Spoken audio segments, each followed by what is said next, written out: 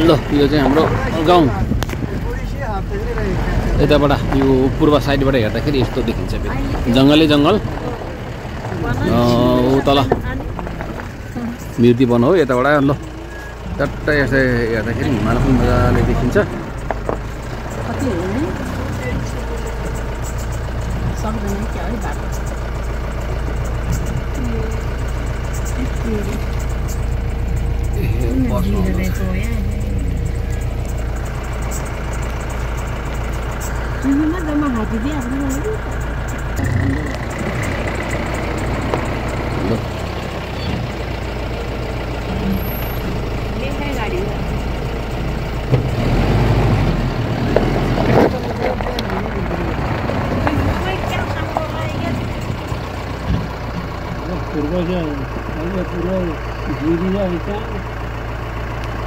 गाडी खेल्नु पर्यो त्यो के हो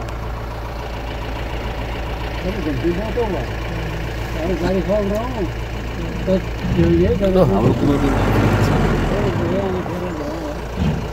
यो माथि राम्चे यता पोखरा साइड माछापुछ्री हिमाल धौलागिरी माछापुछ्री अलि देखेको छैन बादल लागिरहेको छ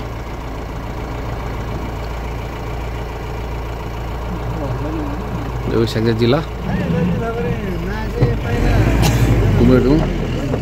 गाउँ बाटो यस्तो छ अहिले अब अहिले हामी राम्रा छ हुँदै कुमेरडुङ हुँदै मामाघर गति जाँदैछु यहाँ चाहिँ अलिकति हामी चढेको गाडी र त्यो बाटोले गर्दा अलिकति पास हुन गाह्रो भइरहेको छ बस र हामी चढेको बोलेरो यहाँ अलिक पास हुँदैछ बाटो अलिक साँघुरो भएको हुनाले अलिक गाह्रो छ चढेको गाडी अब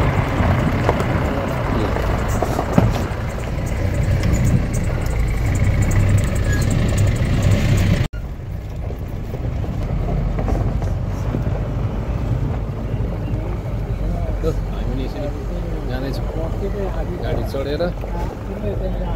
बुवा अगाडि हुनुहुन्छ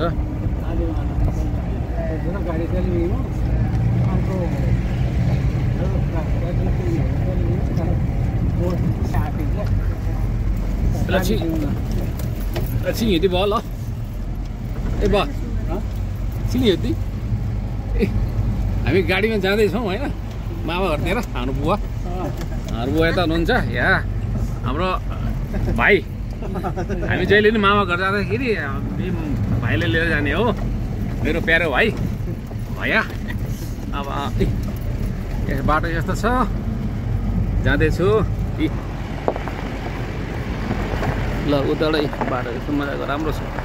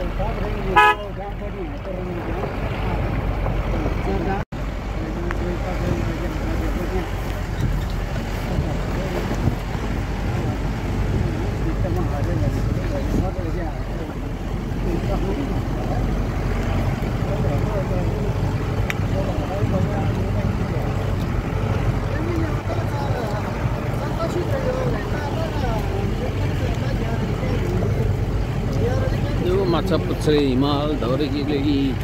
हिमाल